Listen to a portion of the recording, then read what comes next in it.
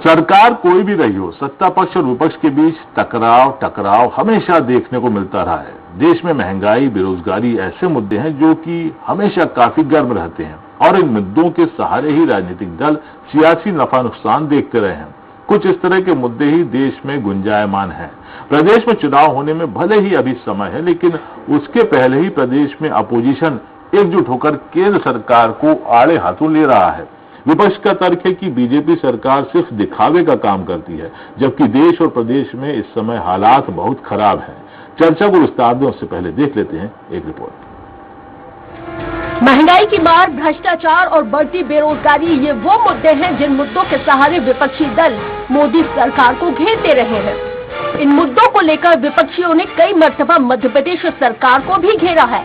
वैसे तो इस तरह के मुद्दे अक्सर चुनावों के आसपास ही देखने को मिलते रहे हैं, लेकिन देश और मध्य प्रदेश में चुनावों की तारीखों का ऐलान होने में भले ही वक्त हो, लेकिन ठीक उससे पहले ही सियासी जमीन को तलाशने की कोशिश विपक्षियों ने अभी से शुरू कर दी है। दरअसल मोदी सरकार के खिलाफ मध्य प्रदेश में एक बार फिर से विपक्षी पार्टियों ने कमर कस ली है और इसकी तैयारी प्रदेश में शुरू भी हो चुकी है। प्रदेश में इसको लेकर बैठक का आयोजन भी हुआ था और बैठक में केंद्र सरकार और प्रदेश सरकार को घेरने की रणनीति तय की गई। प्रदेश में राजनीतिक मोर्चा का गठन हुआ और इस दौरान अपोजिशन ने प्रेस कॉन्फ्रेंस करते हुए सरकार को जमकर घेरा। आइए नजर डालते हैं कि मुद्दों को लेकर विपक्ष ने सरकार को घेरा। भ्रष्टाचार के खिलाफ सरकार की नीतियों का विरोध किया जाएगा। प्रदेश में योजनाओं के नाम पर छलावा किया जा रहा है। महंगाई आसमान पर है। देश में हैप्पी बर्थडे टीका लग रहा है। ये कौन सी कंपनी का टीका है पता नहीं है। वैक्सीन पर राजनीति हो रही है। सरकार टीके पर भी राजनीतिक प्रचार प्रसार कर रही है। मध्य प्रदेश सरकार ने आपदा में अवसर तलाशकर प्रदेश को लूटने का काम किया। सरकार जनता से सच छुपाती है। स्वास्थ्य, सुरक्षा, शिक्षा सबका सरकार निजीकरण कर रही है। जो निजीकरण का विरोध करते हैं उन पर सरकार मुकदमा कर देती है। एक तरफ केंद्र सरकार गांव-गांव जाकर अपनी सफलता को गुणगान जनता के बीच कर रही है, तो वहीं मार्क्सवादी कम्युनिस्ट पार्टी सीपीएम, सपा के साथ ही देश की 19 पार्टियां सरकार के खिलाफ एक साथ आई, एक झंडे के नीचे आकर मोदी सरकार को फेल साबित करने के प्रयास में है। ऐसे में बड़ा सवाल तो यह है कि कोरोना काल में जान माल की हानि और विकास के नाम पर हो रहे निजीकरण के सहारे क्या जनता के दिलों में पैच बनाना अपोजिशन का मकसद है? स्वराज एक्सप्रेस के लिए भोपाल से सलमान खान की रिपोर्ट। और इस मुद्दे पर ज्यादा चर्चा के लिए खास पैनल हमारे साथ जुड़ चुका है, जिसमें शामिल है बीजेपी प्रवक्ता प्रहलाद कुशवाहा जी, कांग्रेस प्रवक्ता जितेंद्र मिश्रा जी और वरिष्ठ पत्रकार अरुण पटेल जी। आप सभी का इस प्रोग्राम में विशेष स्वागत है। शुरुआत तो जितेंद्र जी आप ही से की जाए। देश में सब कुछ ठीक चल रहा है, विदेशों में डंका बज रहा है, तो आखिर क्या परेशानी क्या हो रही है आपको, यानी कि कांग्रेस को, विपक्षी दलों को? देखिए, सबसे पहली चीज तो ये कोई भी सरकार हो जी, विपक्ष को उसकी आलोचना का अधिकार है जी, विपक्ष को उसकी समीक्षा का अधिकार है। और कई बार तो ऐसा होता है कि सरकार में शामिल दल भी उसकी समीक्षा करते हैं और उसकी आलोचना करते हैं। मुद्दों को लेकर के ऐसा कई बार देखा गया है। लेकिन आज आप ये देखिए कि इस हिंदुस्तान की जो सरकार है, ये कोई भी आलोचना सुनने को तैयार नहीं है। अपने कार्यों की समीक्षा करने वाले लोगों को ये मुकदमा कर देते हैं, ये उसको देशद्रोही साबित कर देते हैं। और इसका परिणाम ये हुआ कि सरकार में शामिल लोग भी नाराज होकर के इनसे दूर भागने लगे जी।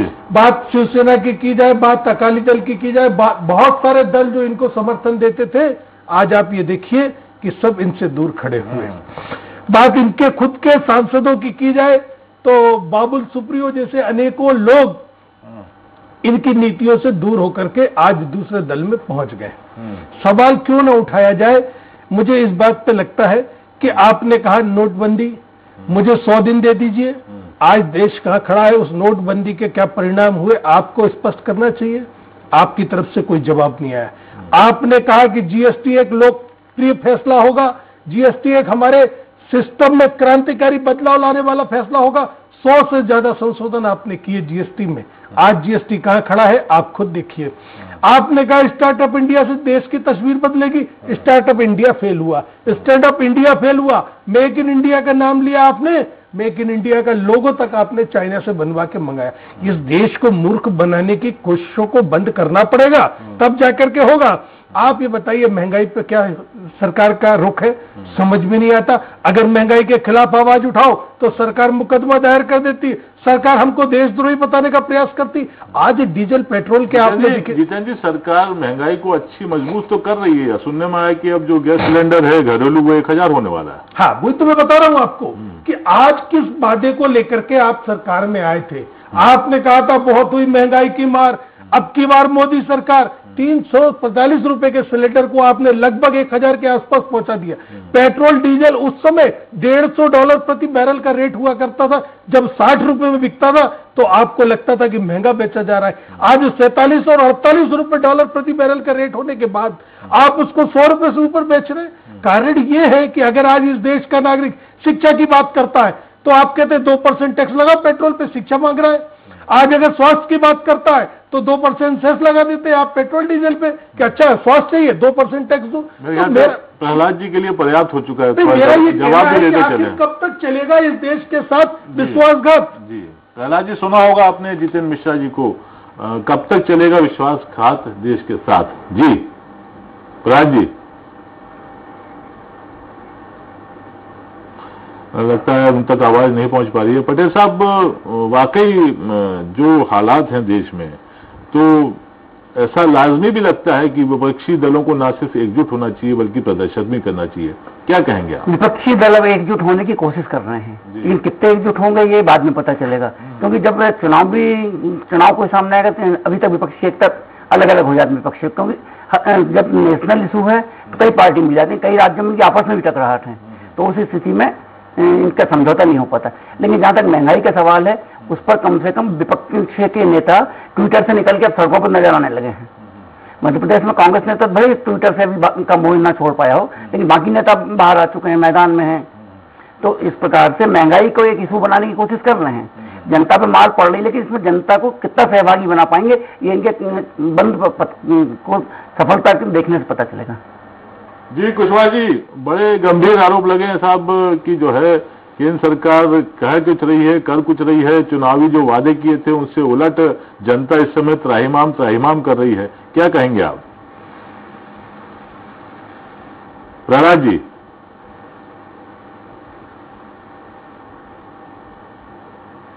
प्रहलाद जी, आवाज आ रही है आपको मेरी?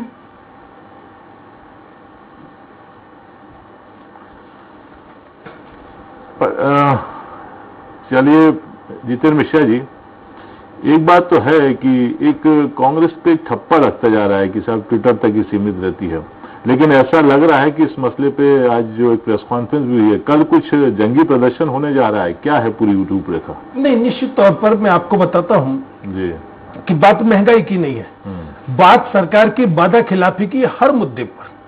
आप ये बताइए कि निजीकरण के लेकर के प्रधानमंत्री झूठ बोलते हैं। प्रधानमंत्री जिसकी एक एक लाइन पे जनता विश्वास करती है, वो अगर असत्य वक्तव्य दे, अगर वो झूठ का वातावरण निर्मित करे, तो निश्चित तौर पर विपक्ष के साथ सत्ता में बैठी पार्टियां भी आंदोलनरत हो जाती है। प्रधानमंत्री ने कहा कि रेलवे को लेकर अफवाह उड़ाई जा रही, बाद में आपने देखा कि रेलवे निजीकरण की तरफ जा रहा है। इस देश की बहुमूल्य संपत्तियां आप निजी हाथों में देने की तैयारी कर रहे हैं और ये सोचते हैं कि देश में आवाज न उठे। आपने रक्षा के मुद्दे पर देखा किस तरीके से इस देश को इन्होंने दांव पर लगा दिया। ISI को बुलाकर अपने सैनिक ठिकानों का मुआयना करा दिया इन्होंने। आप ये बताइए, राफेल की बात आती है, 520 करोड़ का राफेल 1630 करोड़ में खरीदते हैं और सोचते हैं कि आवाज ना उठाई जाए। आज समूचा विपक्ष आंदोलित है।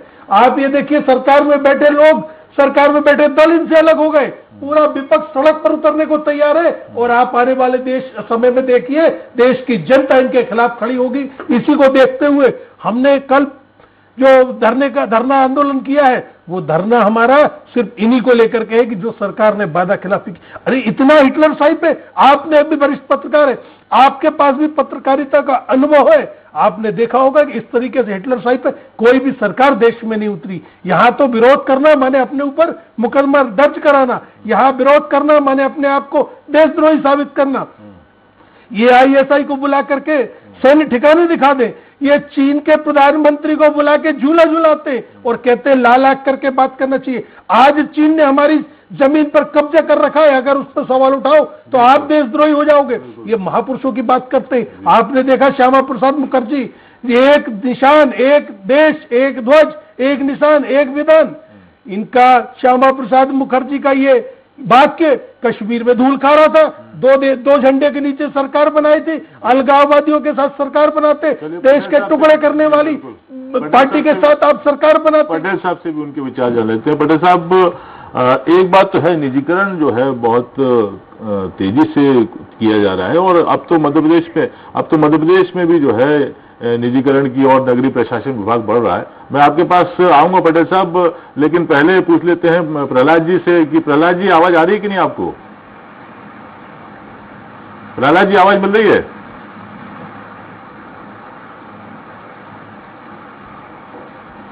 पटेल साहब, मैं आपसे ये कह रहा था कि निजीकरण एक बड़ा मसला है और जो नगरीय प्रशासन विभाग है वो भी जो जनता से जुड़ी हुई सेवाएं हैं उनका निजीकरण धीरे धीरे करने जा रहा है, तो इस बारे में आप क्या कहेंगे? निजीकरण जहां तक सवाल है, इसकी प्रक्रिया तो काफी पहले चालू हो गई थी, लेकिन अब उसकी गति बहुत तेज हो गई है आपदा में अवसर के कारण।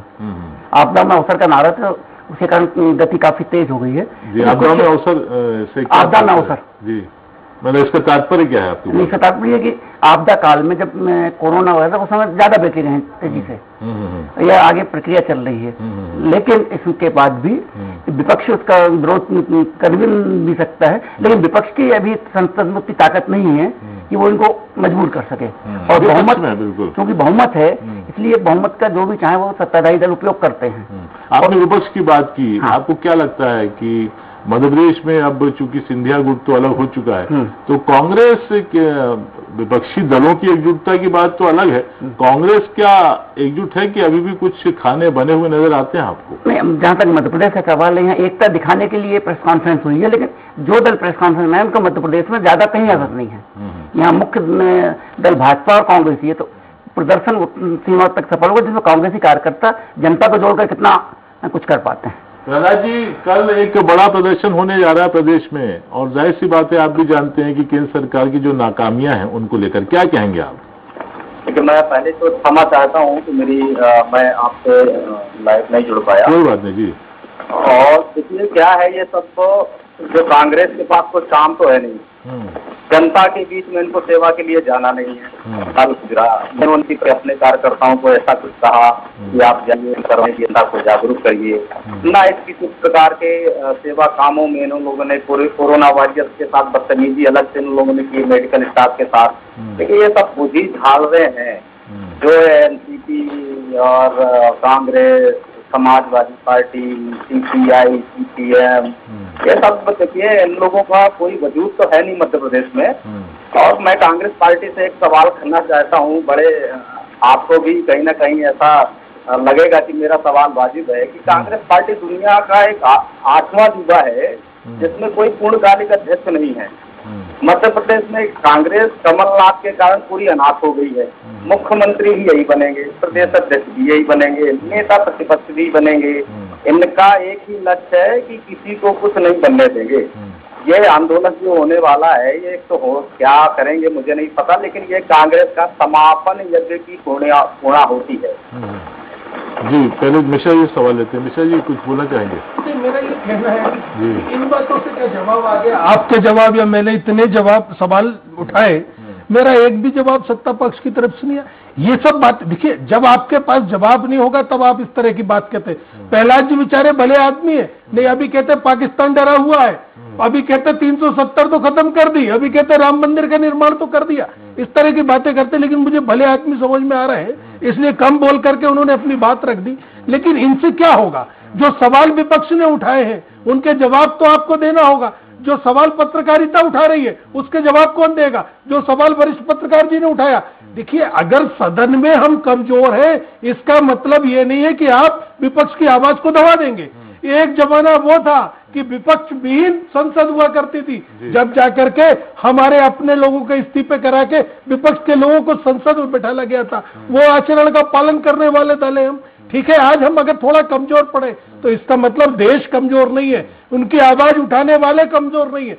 सदन में भी उठाएंगे, सड़क में भी उठाएंगे, और इसी को लेकर के हमारा धरना होगा और इसी को लेकर के आगे पूरे देश में प्रदर्शन करेंगे। हमको जवाब चाहिए, कोरोना का मुआवजा क्यों नहीं दिया गया? कोरोना को लेकर के ढील क्यों बरती गई? तीसरी लहर की तैयारी क्या है? बेरोजगारों को लेकर क्या कार्य योजना है आपकी? आपको स्पष्ट करना पड़ेगा। बिल्कुल करेंगे। कुशवाहा जी, क्या कहना है आपका? स्पष्ट करें। देखिए, मैं माननीय कांग्रेस के प्रवक्ता जी से कहना चाहता हूँ कि देखिए, ऊंचा बोलने से जनता आपकी आवाज को सही नहीं मान लेगी, है ना। अभी जैसे कोरोना काल में इतना तेज वैक्सीनेशन चल रहा है मध्य प्रदेश में कि 80% से ऊपर प्रथम डोज लग चुके हैं, और जो भी आने वाले समय में, जैसे आपने कहा, कोरोना में जिनकी डेथ हुई है उनके बच्चों को मुख्यमंत्री जी ने स्वयं ही योजना के माध्यम से उनको योजना में सम्मिलित करने का प्रयास शुरू कर दिया है। और रही बात की विपक्ष की आवाज दबाने की बात कर रहे हैं, विपक्ष की आवाज कैसे दबाई जाती है मैं आपको बताता हूँ। अभी जब कमलनाथ जी अल्पकालिक मुख्यमंत्री थे कुछ दिनों के लिए इस मध्य प्रदेश में, तो जहाँ पे ये सरकारी कार्यक्रम करने जाते थे उस क्षेत्र का अगर भाजपा का विधायक होता था तो उस पे ना, उसका नाम तो छोड़ दीजिए, मंच में भी उसको जगह नहीं मिलती थी उसी विधानसभा के अंदर। और आज हमारे माननीय मुख्यमंत्री जी आज ही पन्ना में इनके एक विधायक हैं बागरी जी, उनने खुद ही कहा कि भैया हम आपके जैसे कांग्रेस के आचरण वाले व्यक्ति नहीं है, भाजपा की सरकार है, आइए मंच पे बैठिए और अपनी बात भी रखिए आप, है ना। लेकिन साहब, उस सब के सवाल कहाँ गए जनता के जो मन में उठ रहे हैं, जिसको लेकर प्रदर्शन आंदोलन कल होगा?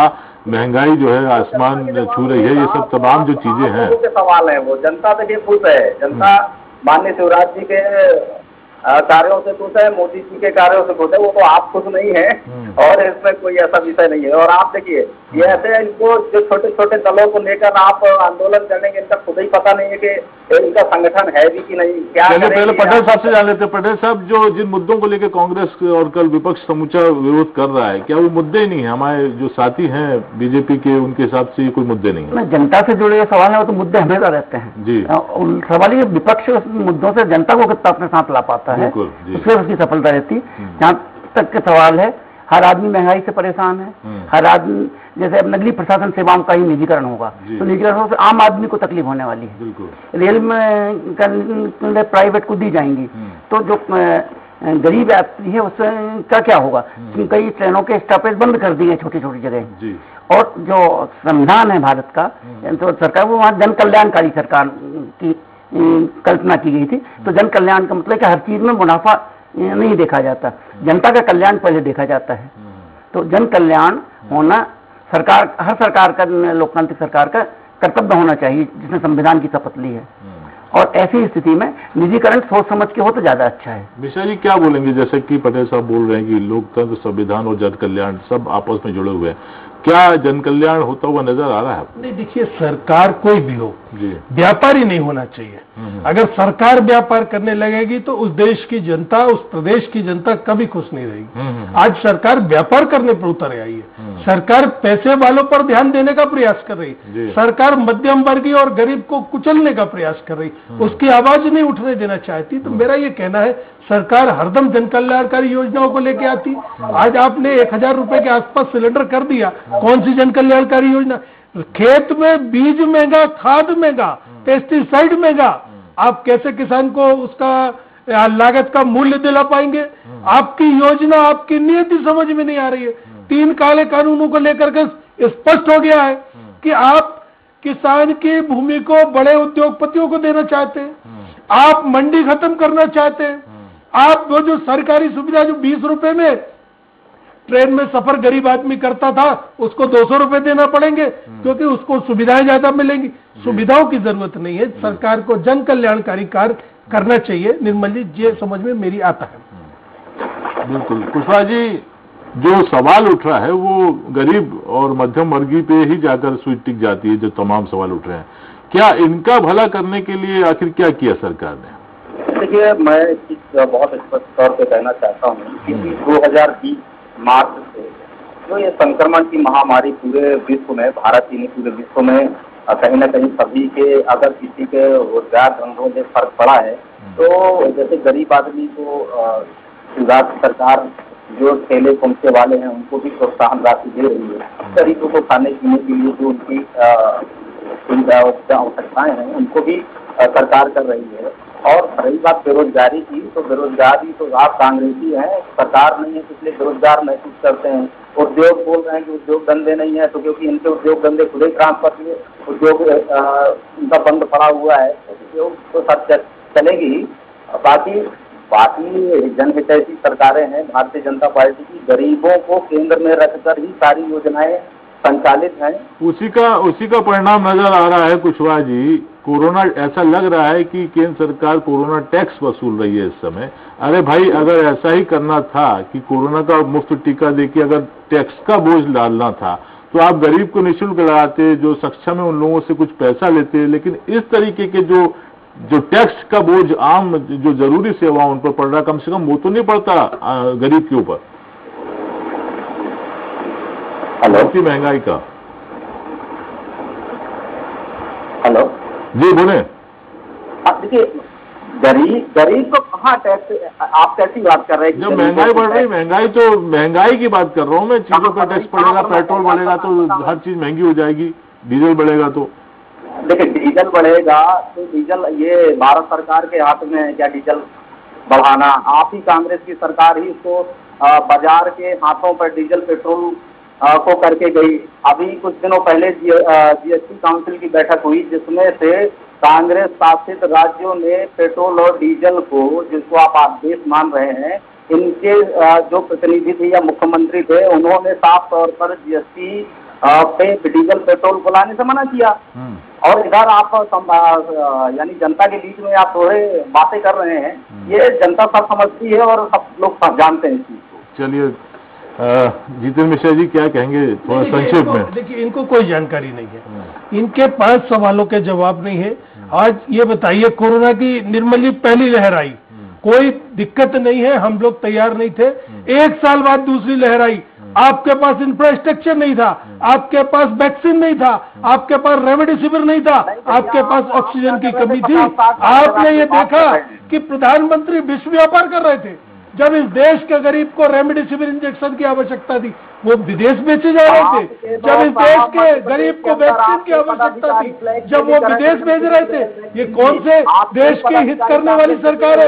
ये कौन से जनता के हितैषी प्रधानमंत्री है? मेरी समझ में नहीं आ रहा है। आपको विश्व व्यापार करना था, आपको अपना चेहरा चमकाना था, आपको अपने आप को महिमा मंडित करना था। इस देश में आग लगी हुई थी, इस देश का गरीब मर रहा था, आपके पास ऑक्सीजन नहीं था, आपके पास वैक्सीन नहीं था, आपके पास पर्याप्त समय था, लेकिन आपने कोशिश नहीं की। आंख बंद करने से समस्या हल नहीं हो जाती। सावन के अंधे को हरा हरा दिखता है। सिंह साहब, आपको बताऊं, जैसे अमित शाह के लड़के जय शाह की 50,000 की कंपनी करोड़ों में खेल जाती है, उसी तरह इन्हें लगता है गरीब की आमदनी भी करोड़ों कैमरा लगा के बैठे हुए हैं ना जय शाह जी के यहाँ। हो रहा है, इसलिए चलते चलते जो है एक स्पेशल कमेंट और जो कंक्लूड जो करती है टिप्पणी वो पटेल साहब के लिए। पटेल साहब क्या कहेंगे आप? जो माहौल पैदा हो रहा है, वाकई में कहीं ना कहीं जो सरकारें हैं उनके प्रति नाराजगी तो जाहिर हो रही है। सरकारों के प्रति तो नाराजगी है लोगों में, क्योंकि सरकार